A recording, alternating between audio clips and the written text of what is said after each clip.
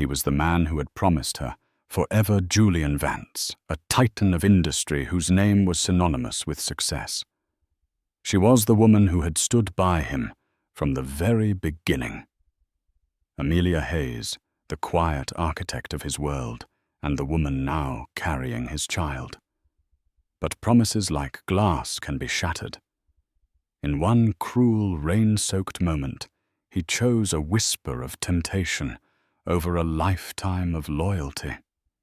While his pregnant wife stood shivering on the curb, his mistress Isabel Rossi simply watched from the doorway and laughed. A laugh that echoed with victory. But they forgot one simple universal law: what goes around comes around. And karma. Karma always saves its most spectacular performance for the grandest stage. The Vance penthouse on Park Avenue was less a home and more a statement. It was a testament to Julian Vance's meteoric rise in the world of financial technology. Floor-to-ceiling windows offered a god's-eye view of Manhattan, a city Julian felt he had conquered. Every piece of furniture, every sculpture, every brushed steel appliance was chosen with clinical precision. It was a beautiful, sterile masterpiece. And in the heart of it lived Amelia Hayes, the woman who remembered when their entire world was a cramped one-bedroom apartment in Queens, filled with takeout boxes and dreams. She was the one who had proofread his business plans, made coffee at 3 a.m., and celebrated his first ever $1,000 profit with a cheap bottle of champagne. Now they drank vintages that cost more than their first car, but the fizz was gone. Amelia, 6 months pregnant, ran a hand over her swelling belly. The baby, a girl they had decided to name Lily, was a restless little thing. Amelia felt a surge of love so fierce it was almost painful. This baby was the anchor she was clinging to in the increasingly turbulent sea of her marriage. Julian had changed. The ambitious, warm-hearted man she fell in love with had been slowly eroded, replaced by a polished, ruthless CEO.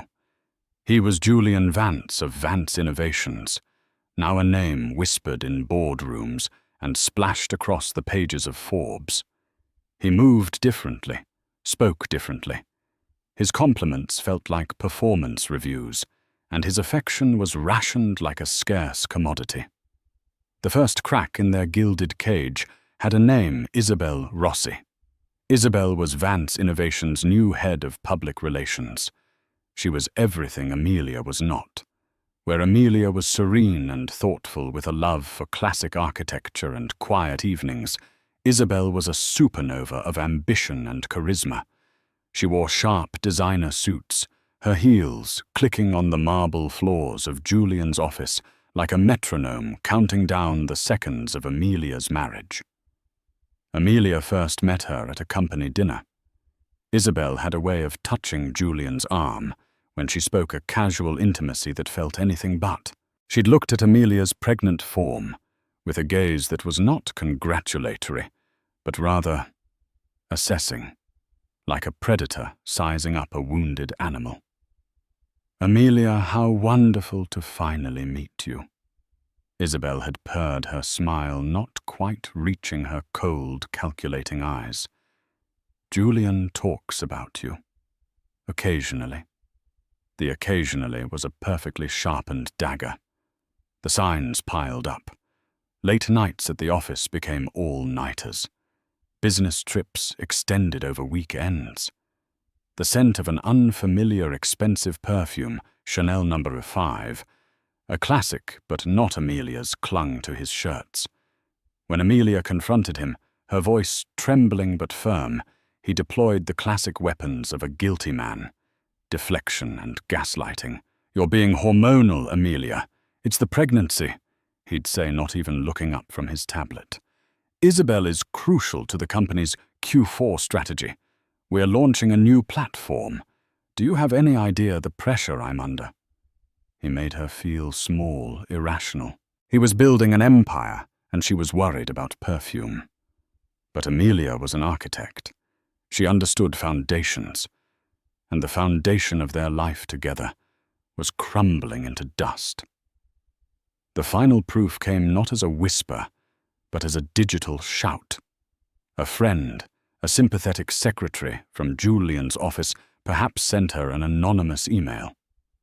Attached was a photo. It was from a society blog taken at a private gallery, opening Amelia had been too tired to attend. It was Julian, his arm wrapped possessively around Isabel's waist. They weren't just standing together. They were intertwined, their bodies, speaking a language of illicit familiarity. Isabel was looking up at him, her lips parted in a triumphant smile. Julian was looking down at her, not with the eyes of a CEO looking at an employee, but with the unguarded adoration he once reserved only for Amelia. Staring at the photo, the sterile perfection of the penthouse seemed to mock her. The city lights blurred through her tears. She felt the baby kick a small, insistent reminder of the life that depended on her. Her heartbreak was no longer just her own. She had to fight not just for her marriage, but for her child's future. That evening, when Julian came home, he found Amelia waiting for him in the living room. The tablet with the photo was on the coffee table.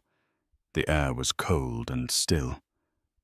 "Explain this, Julian," she said, her voice quiet, devoid of hysteria, which seemed to unnerve him more than shouting would have.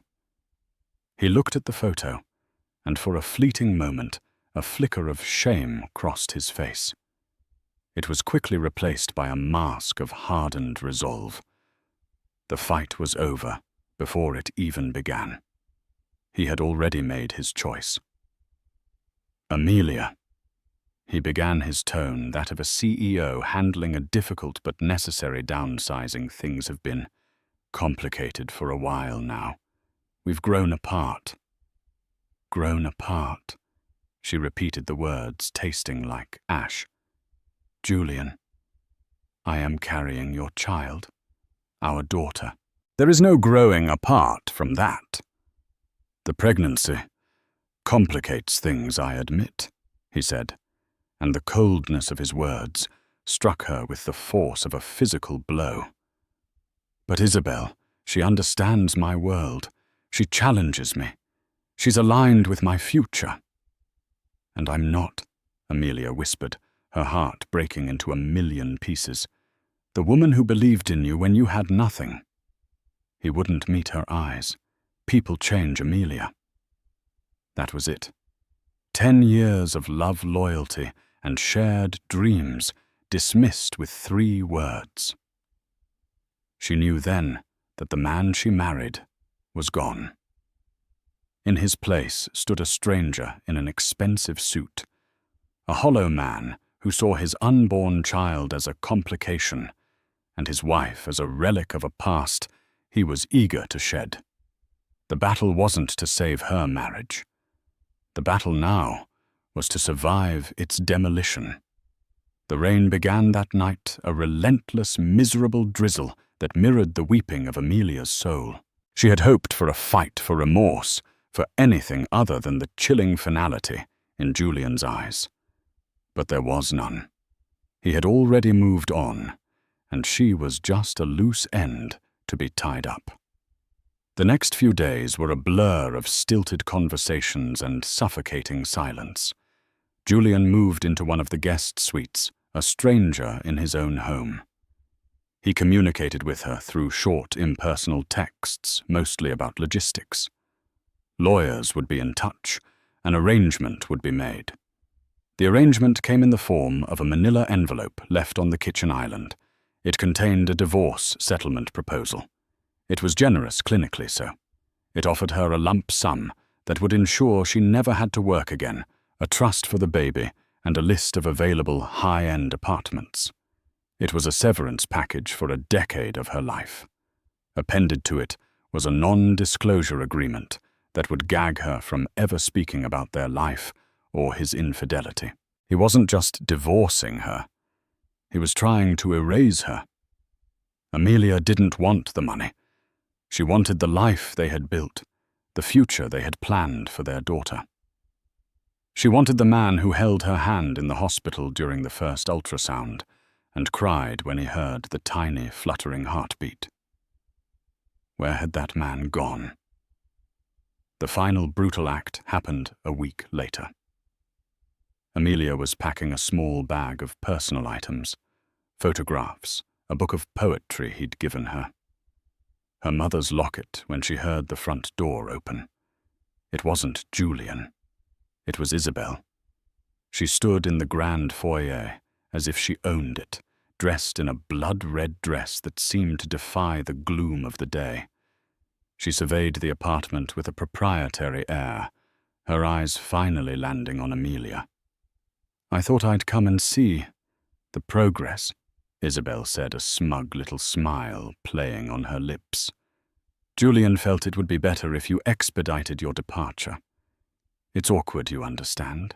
Amelia felt a cold fury rise within her, a protective instinct for herself and her unborn child.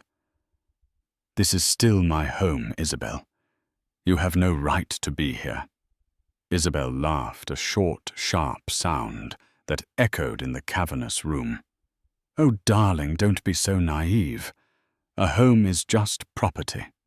And this property is about to be under new management. I'm thinking of a complete redesign. This whole aesthetic you have. It's so gentle.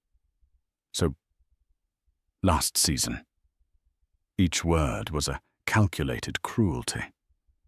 Just then Julian walked in.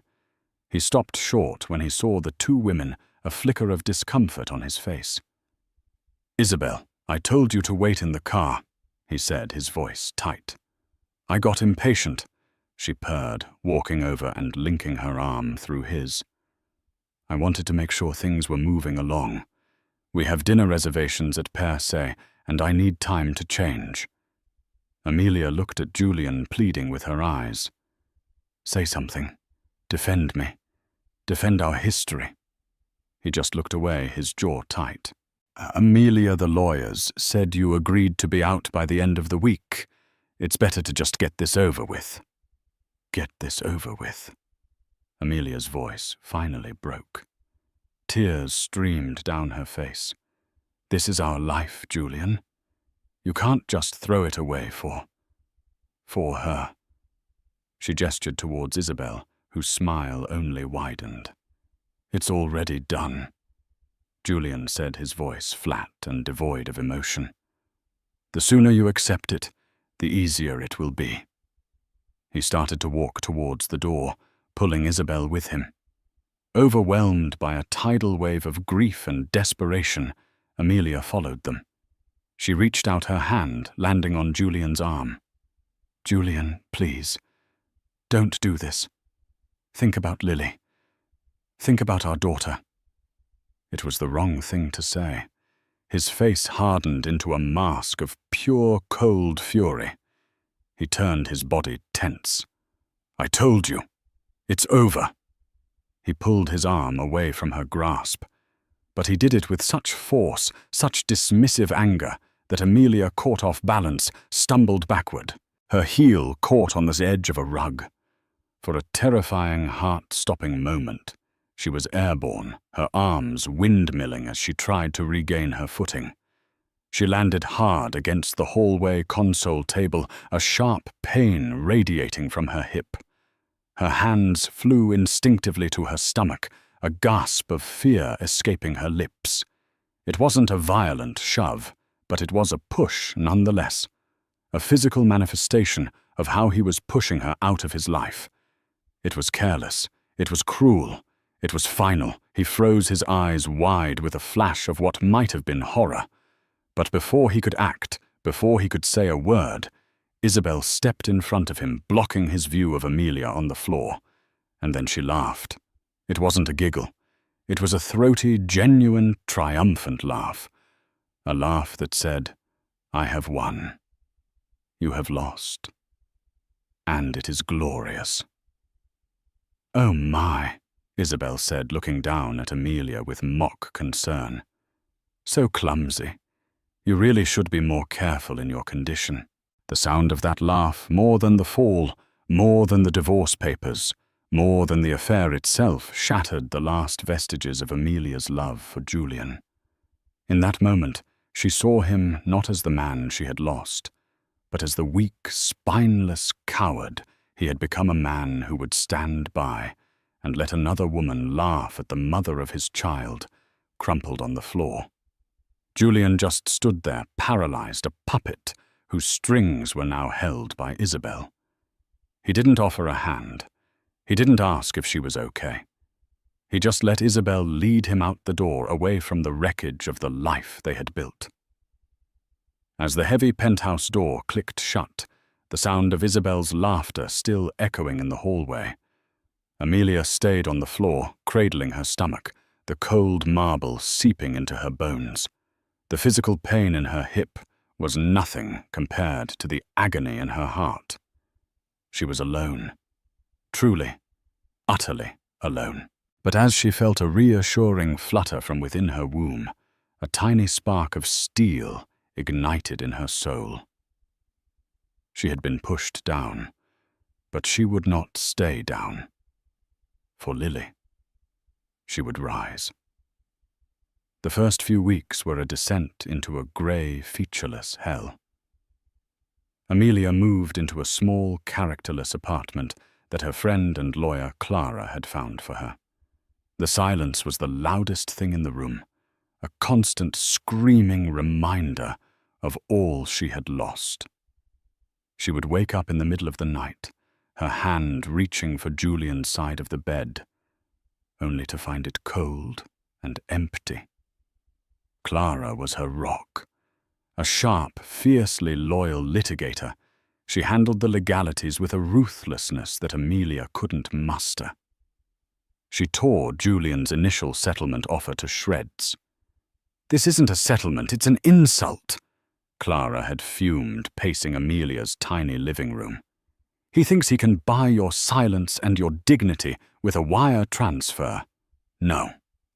We fight for what's yours, what's Lily's. He doesn't get to detonate your life and walk away with a clean conscience and a good press release." Amelia, numb and exhausted, let Clara handle it. She focused on the only thing that mattered, her baby.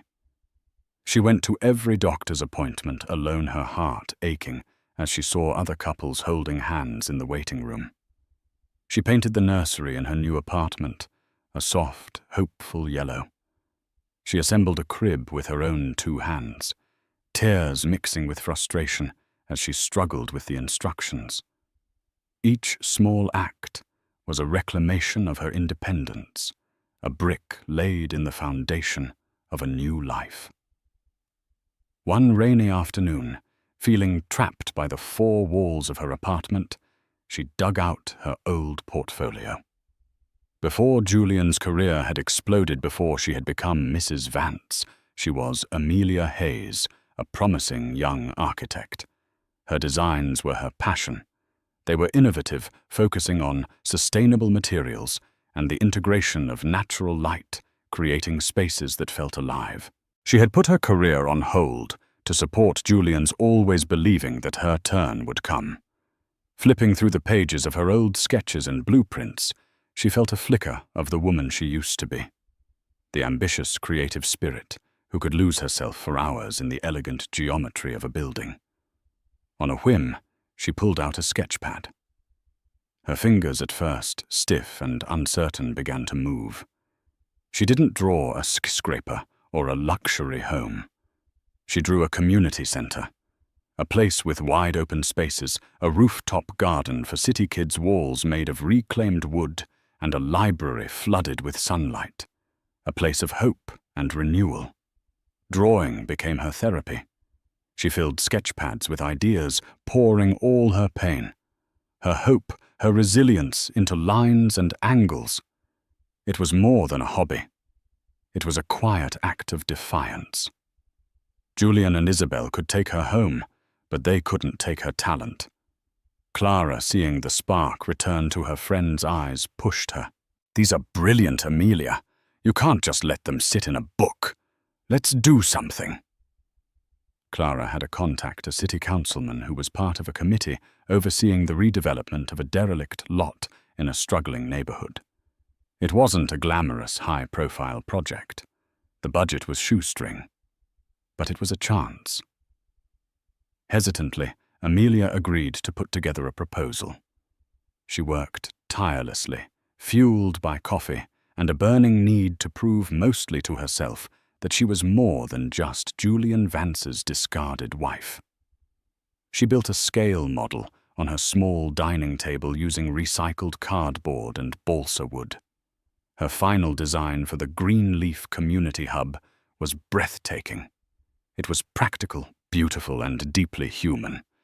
She presented it to the committee in a drab, windowless room. She was nervous, her voice shaking at first. But as she started to describe the solar panels, the rainwater harvesting system, the way the central atrium was designed to foster interaction, her passion took over. She wasn't selling a building. She was sharing a vision. They were blown away.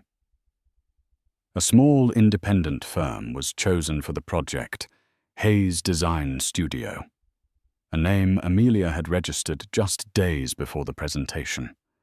Her first client check was for an amount smaller than Julian's weekly wine budget, but when she held it in her hand, it felt like $1 million. It was hers. She had earned it.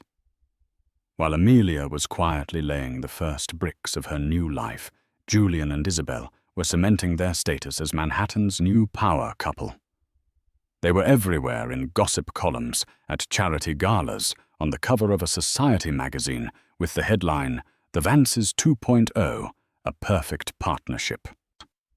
The article painted Julian as a visionary, rejuvenated by a new love, and Isabel as the brilliant strategist behind his renewed success. There was no mention of a pregnant ex-wife. She had been successfully erased.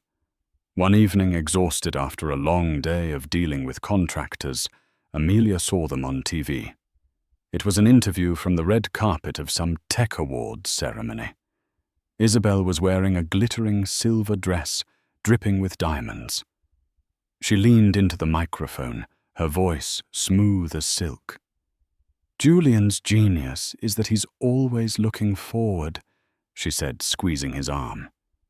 "He doesn't get bogged down by the past. It's all about innovation, disruption, and building a better future." Julian beamed, preening under her praise. Watching them, Amelia didn't feel the familiar stab of pain. Instead, she felt a strange sort of pity. Their world was built on a lie, a glittering facade of innovation and future that was propped up by cruelty and betrayal. Amelia looked down at her own hands, smudged with graphite, and a bit of dirt from the construction site. She was building something real, something tangible, something that would bring light and hope to a community. Let them have their red carpets and their flashbulbs. She was an architect. She knew that a structure built on a rotten foundation, no matter how beautiful it looks, is destined to collapse. And she was content to wait and to build. Months bled into one another. Amelia's world became a cycle of prenatal appointments, long hours at the Greenleaf construction site, and quiet evenings sketching new designs. Hayes Design Studio, operating out of a small shared workspace, began to get noticed. The Greenleaf project, despite its small budget, was generating positive buzz in architectural circles for its innovative eco-conscious design. A prominent design blog ran a feature on it, calling it a quiet masterpiece of community-focused architecture. The article mentioned Amelia Hayes as a fresh, vital new voice in urban design. Her name was starting to exist on its own, untethered from Julian's. Then Lily was born. Holding her daughter for the first time, Amelia felt a profound sense of peace. All the pain, the betrayal, the loneliness of the past year melted away in the face of this tiny, perfect human. Lily had her mother's calm blue eyes and a stubborn little chin that was all Julian. Looking at her, Amelia's resolve hardened into something unbreakable. Her fight was no longer about her own vindication. It was about building a world of integrity and strength for her daughter. Julian had been legally notified of the birth. He did the bare minimum required by the courts. Child support payments arrived on time, transferred electronically, as impersonal as a utility bill. He sent an ostentatiously large bouquet of flowers to the hospital with a card that read, "Wishing you well," signed with his sterile corporate signature. He made no request to see his daughter. Isabel, it seemed, had won that battle too. Isabel's reign as the new Mrs. Vance was absolute. She had successfully orchestrated a complete rebranding of their lives. The Park Avenue penthouse was gutted and redecorated in a style she called assertive modernism, a cold, imposing collection of black marble chrome and brutalist art. She hosted lavish parties where the guests were not old friends, but rather a curated list of influencers, investors, and media personalities who could amplify the Vance brand. She had also inserted herself into Vance Innovations. Julian, blinded by her flattery and ambition, gave her a seat on the board as Chief Strategy Officer. She had a knack for and marketing, but she lacked a fundamental understanding of the tech world or the company's culture. Old guard employees loyal to the company Julian had built began to grumble. She was all style, no substance, making sweeping decisions based on optics rather than sound business principles. One of her pet projects was the Vance Foundation, a philanthropic arm of the company designed to generate positive press. Their flagship initiative was a multi-million-dollar donation to the city's Museum of Modern Art to sponsor a new wing. It was a flashy, high-profile move that landed them on the cover of Philanthropy Today. Amelia saw the article while waiting in the pediatrician's office with Lily. There was a photo of Julian and Isabel at a press conference handing over a giant check. Isabel was quoted extensively speaking of their deep commitment to the cultural enrichment of the city. Amelia had to smile. She remembered Julian once saying he found modern art pretentious. This was all Isabel. It was philanthropy as a performance. Meanwhile, on the other side of town, the Greenleaf Community Hub was nearing completion. The rooftop garden was planted by neighborhood kids. The library was being stocked with donated books. The free clinic in the basement was preparing to open its doors. It was quiet, unglamorous work that wouldn't land anyone on a magazine cover, but it was real. The contrast between their two worlds became starker every day.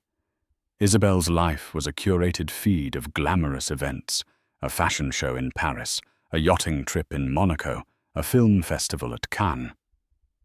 Amelia's life was a camera roll of unglamorous but beautiful moments. Lily's first smile, the sunlight hitting the reclaimed wood of the hub's atrium, the joyful faces of the children at the center's opening day. Amelia's work began to speak for itself. The success of the Greenleaf Hub led to another commission, then another. A sustainable library for a university. A pro bono design for a women's shelter. Hayes' design studio grew, moving into its own small but light-filled office. Amelia hired 2 young, passionate architects to help her. She was becoming known for a specific style architecture with a conscience. One day, an unexpected visitor appeared at her studio. It was Marcus Thorne. Marcus was a legend in the tech world, an early investor in Vance Innovations and Julian's longtime mentor. He was an old-school gentleman who valued integrity above all else. Amelia had always liked and respected him. He had sent a personal handwritten note and a beautiful silver rattle when Lily was born. He looked around her studio at the sketches and models, a look of genuine admiration on his face. "Amelia," he said, his voice warm, "I've been following your work, the Greenleaf Project. It's magnificent, not just the design, but the heart in it." "Thank you, Marcus. That means a lot coming from you." "I'll be frank," he continued, his expression turning serious. "I'm worried about Julian, about the company. This new direction he's taking. It's all gloss, no soul. He's listening to the wrong people." Amelia knew he meant Isabel. She simply nodded, not wanting to speak ill of her ex-husband. "He's forgotten what it's about," Marcus said, more to himself than to her. "He thinks building a legacy is about the share price and getting his name on a museum wing. But a real legacy, it's about building things that last, things that matter." He looked directly at her. "Like what you're doing here." He left a few minutes later, leaving Amelia with a renewed sense of purpose. It was a validation from a world she had left behind, a sign that genuine work done with integrity was still recognized. She didn't know it then, but Marcus Thorne's visit was not just a social call.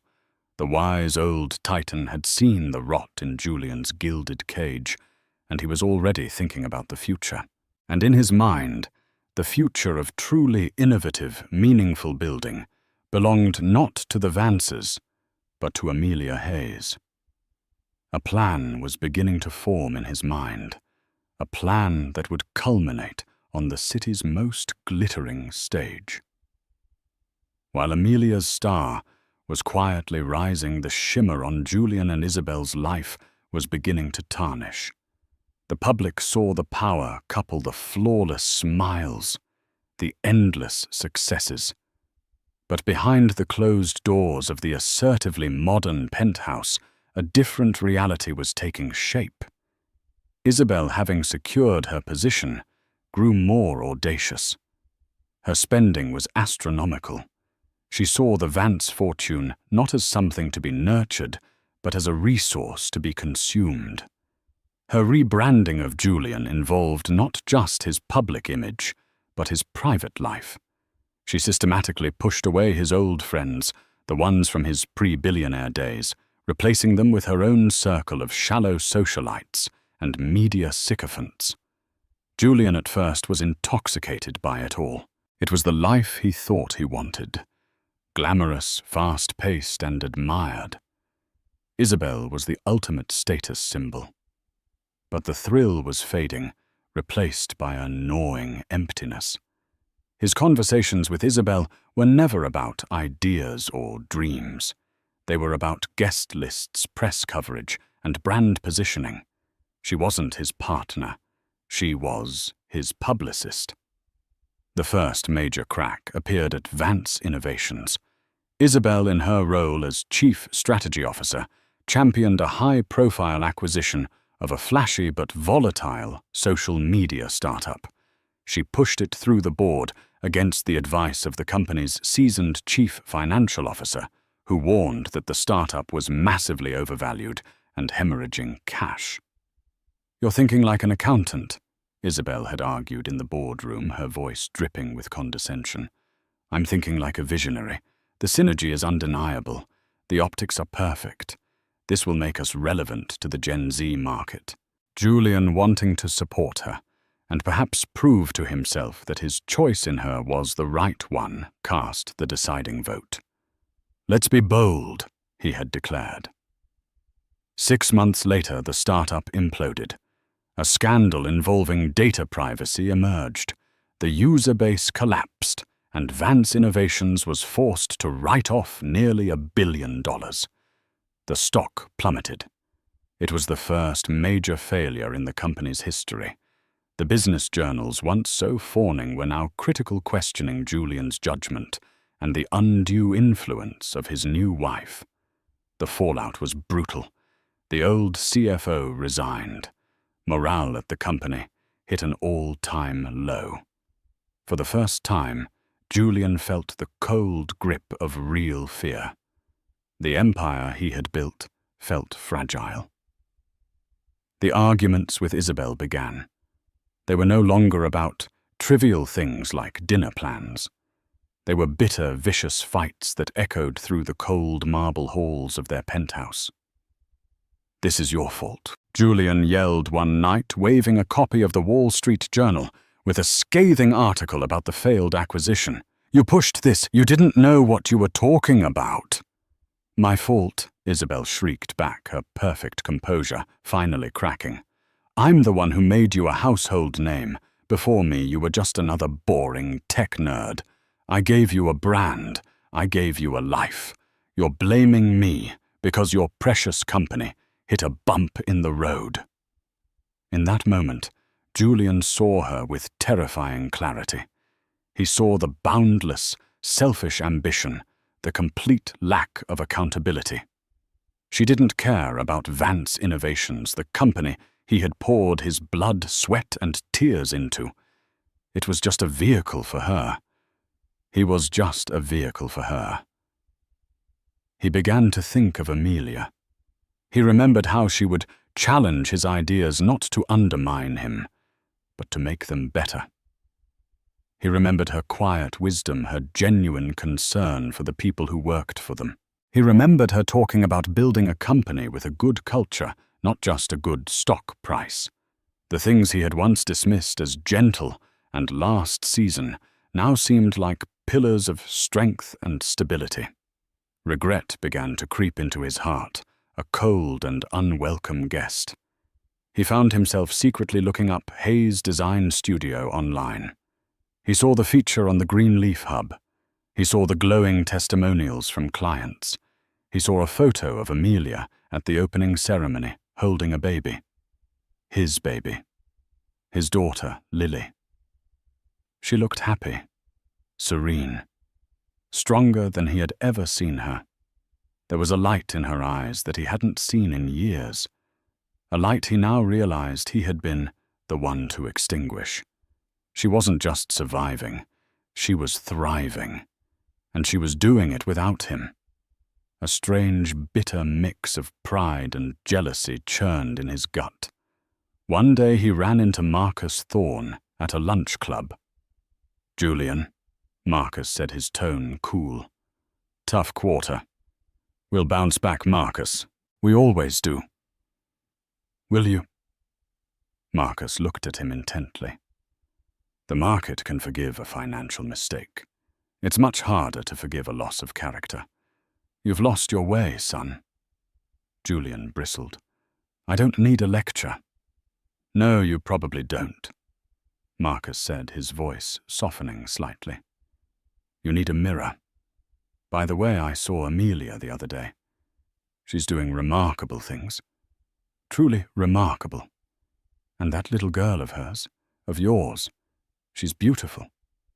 The mention of Lily was like a physical blow. Julian walked away from the conversation feeling hollowed out. He went back to a cold, silent penthouse. Isabel was out at a spa retreat with her friends. The brutalist art on the walls seemed to mock him. He had everything he thought he wanted. A trophy wife, a famous name, a life of unimaginable luxury. So why did he feel so utterly, miserably alone? Why did the memory of a small, cramped apartment in Queens, filled with cheap champagne and real laughter, feel more like home than this soulless palace ever had? The gilded cage had become a prison, and he was beginning to realize he was the only one with the key, but had long forgotten where he put it. The Innovator of the Year Gala was the premier event on the city's corporate calendar. It was a night of tuxedos, glittering gowns, and self-congratulation held in the newly renovated Grand Ballroom of the historic Astor Hotel. This year, the gala held special significance for Julian Vance. After the disastrous Q4, he needed a win. His PR team, led by a frantic Isabel, had worked overtime to secure him the keynote speaker slot. It was to be his comeback, a chance to project strength and vision to put the recent failures behind him. Isabel was a whirlwind of frantic energy. "Everything has to be perfect," she repeated like a mantra. She had bought a custom-made Balenciaga gown, a sheath of shimmering black sequins that was both elegant and menacing. She had a speechwriter craft Julian's address, peppering it with buzzwords like synergy, disruption, and forward paradigm thinking. "This is our night, Julian," she said, adjusting his bow tie in the limo. "We will remind them who we are." But her eyes held a flicker of desperation. She knew their social standing was as fragile as Vance Innovations' stock price. They arrived to a frenzy of flashbulbs. Julian put on his public smile, Isabel on his arm, the perfect image of a power couple. They swept into the ballroom, a grand cathedral-like space, and took their seats at the head table right next to the evening's host and main benefactor, Marcus Thorne. "Julian, Isabel." Marcus greeted them, his smile polite, but his eyes cool. "So glad you could make it." Across the vast ballroom, Amelia Hayes was feeling a quiet sense of disbelief. She was there not as a +1, but as a nominee. Hayes Design Studio was a finalist for the new Social Impact in Design Award for her work on the Greenleaf Community Hub. She had almost declined the invitation, as galas were not her world. But Clara had insisted. "You earned this, Amelia. You deserve to be in that room, celebrated for your own achievements." Amelia wore a simple, elegant navy blue dress that she'd bought off the rack. It was tasteful and professional. Her only jewelry was her mother's locket. She felt a little like an imposter among the couture gowns and glittering diamonds. But as she looked around the magnificent ballroom, a different feeling took over pride. She looked up at the soaring, intricately restored ceiling, the stunning modern chandeliers that seemed to float like constellations, the way the new acoustic panels were seamlessly integrated into the century-old moldings. She knew this room. She knew every detail of its restoration, because she was the one who had designed it. The Astor Hotel renovation had been her first major high-profile project after the Greenleaf Hub. The hotel's ownership group had been looking for a designer who could respect the building's history while modernizing its functionality. They had been impressed by her portfolio and her philosophy. It had been a challenging, all-consuming job, and she had poured her heart into it. But it was a closely guarded secret who the architect was. The hotel planned a major press reveal the following week. Tonight, no one knew that the very space they were celebrating in was a testament to her talent. The evening wore on. Awards were given out. Speeches were made. Amelia clapped politely, her heart thumping in her chest. Then Marcus Thorne took the stage. "Good evening," he began, his voice commanding silence. "We are here tonight to celebrate innovation. We often think of innovation in terms of technology, of apps and algorithms. But true innovation is about finding new ways to improve human lives. It's about building communities. It's about creating spaces that inspire, heal, and connect us." Julian and Isabel watched from the head table, a polite smile fixed on Isabel's face. She assumed this was the preamble to introducing Julian for his keynote. "Before our keynote address," Marcus continued, "we have one final award to present, the inaugural Marcus Thorne Foundation Award for Architectural Excellence." This was a surprise. It wasn't on the program. A murmur went through the crowd.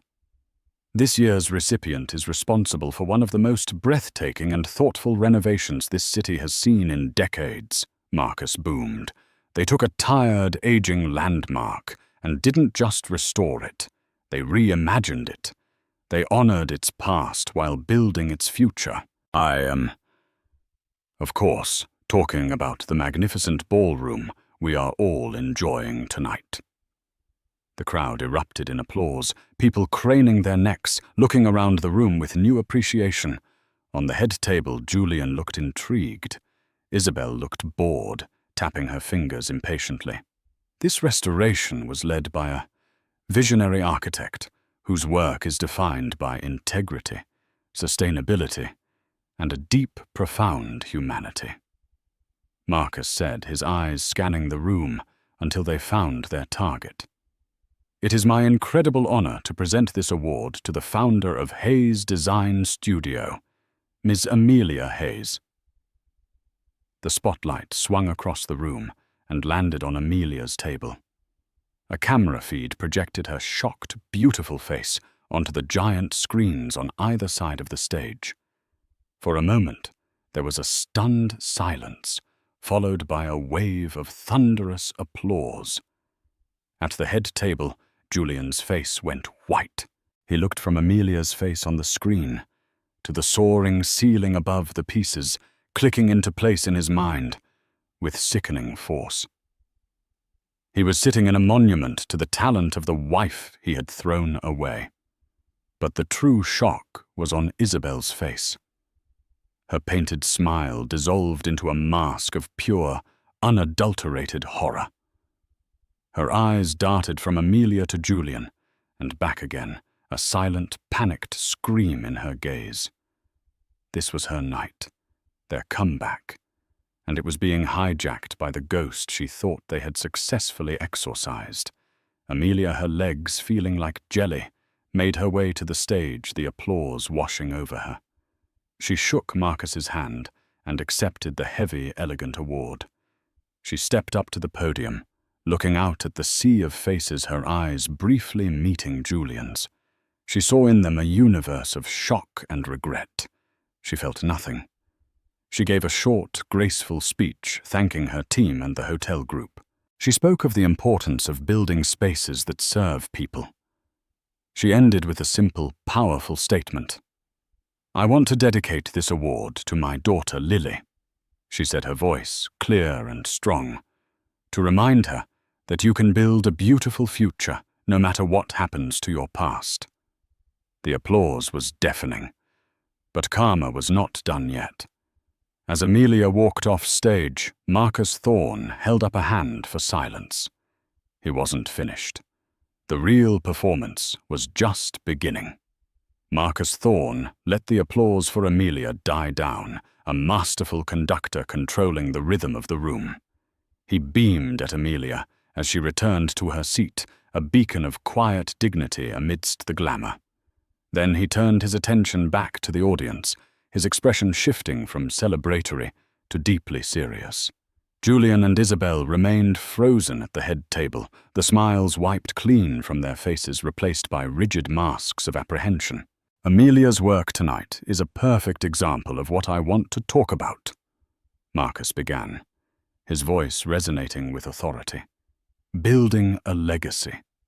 For years I have focused on building businesses, but as I get older, I find myself wanting to build something more. Something that will outlast all of us." He paused, letting the weight of his words settle. "That is why tonight I am officially announcing the flagship project of the Marcus Thorne Foundation. We are breaking ground next year on a project I have dreamed of for a long time, a state-of-the-art $100 million pediatric care wing for City General Hospital, the Thorne Family Center for Children's Health." A wave of respectful murmurs and applause swept through the ballroom. This was a monumental philanthropic gesture, the kind that changes a city. Isabel's eyes, however, narrowed. She saw this for what it was, a blatant power play, an announcement that completely overshadowed Julian's upcoming keynote. It was a public snub. "A project of this magnitude," Marcus continued, his voice swelling with passion, "requires more than just money. It requires a visionary. It requires an architect who understands that a hospital for sick children should not feel like a prison, but a place of hope. It needs to be designed with light, with compassion, with love. It requires an architect of not just immense talent, but of unimpeachable character. Julian felt a cold dread snake its way up his spine. He knew, with a sudden gut-wrenching certainty, what was coming next. He wanted to stand up, to leave, to disappear, but he was pinned to his chair by the weight of 1,000 pairs of eyes. Marcus's gaze once again swept the room and landed with deliberate theatrical precision on Amelia. After a 6-month nationwide search, my foundation's board has made a unanimous decision. I could not be prouder to announce that the lead architect for this career-defining legacy project will be Ms. Amelia Hayes and the Hayes Design Studio. If the first announcement had been a shockwave, this was an earthquake. The room erupted. It was a stunning, unprecedented move, handing a project of this scale not to some massive, established corporate firm, but to a small, rising studio. It was a powerful endorsement, a king-making moment played out on the most public of stages. The cameras once again found Amelia, her face a picture of stunned, tearful disbelief. They then cruelly panned to the head table. The whole room could see it on the giant screens, Julian Vance, pale as a ghost, staring into the abyss of his own making. And beside him, Isabel, her face a grotesque contortion of fury and humiliation. Her carefully constructed world, her perfect evening, her entire identity as the victorious new Mrs. Vance was being publicly dismantled piece by piece. Marcus wasn't finished. He delivered the final devastating blow, not with a shout, but with a quiet, pointed statement. "We chose Amelia Hayes," he said, his voice now low and intimate, yet carrying to every corner of the silent room, "because she reminds us that true innovation, the kind we are here to celebrate, isn't about disruption for disruption's sake. It's about construction. It's about building things that matter. It's about integrity. It's a quality that sadly seems to be in increasingly short supply these days." Every person in that room understood the subtext. It was a direct public repudiation of Julian Vance's recent history, both corporate and personal. Marcus Thorne, his mentor, his kingmaker, had just publicly stripped him of his crown and handed it to the wife he had so cruelly discarded. The humiliation was absolute, a nuclear winter of social death. Isabel couldn't take it. In a move of sheer, unadulterated panic, she stood up abruptly, knocking over her water glass. She shot Julian a look of pure venom, a look that said, "You did this. You are worthless to me now." And then she turned and fled, practically running from the head table, her black sequin dress trailing behind her like a river of spilled oil. The cameras followed her ignominious exit. The room was left in a stunned, electric silence. Julian sat alone at the center of it all, the spotlight of his failure shining down on him. His keynote speech, the one about forward paradigm thinking, lay forgotten on the table. The future had just been announced, and it had nothing to do with him. He finally looked across the room at Amelia. She was surrounded by well-wishers, people congratulating her, shaking her hand. She was radiant. She was the center of this new, brighter universe. She met his gaze one last time. There was no triumph in her eyes, no malice, no "I told you so." There was only a quiet, sad finality. A door closing. Then she turned away, back to her friends, back to her future. Julian Vance, the titan of industry, the innovator of the year, slowly stood up. He walked off the stage, not to the sound of applause, but to a symphony of whispers. He had pushed Amelia out of his life, and Isabel had laughed. Now the entire world had watched him fall and had given Amelia a standing ovation as she rose. Karma had not just hit, it had orchestrated a masterpiece. In the end, Julian Vance lost everything that truly mattered. Isabel left him that very night, her investment in him having yielded nothing but public shame. His company faltered, his reputation shattered. He was left alone in a cold, empty penthouse, a monument to his own bad choices. But this story isn't about his fall. It's about Amelia's rise. She never sought revenge. She simply chose to build. She built a new life, a thriving business, and with the Thorne Family Center, she would build a legacy of hope for countless children. She stands today, not as a victim of a bitter past, but as the proud architect of her own triumphant future with her daughter Lily by her side. Amelia's journey is a powerful reminder that our greatest strength is not found in tearing others down, but in building ourselves up brick by brick. True success isn't measured in dollars or headlines, but in integrity, resilience, and the positive impact we leave on the world. If Amelia's story of strength and perseverance moved you, please show your support by giving this video a like and sharing it with someone who might need to hear it. Don't forget to subscribe to our channel for more true life stories that inspire. And we want to hear from you. What part of Amelia's comeback resonated with you the most? Let us know in the comments below. Thank you for watching.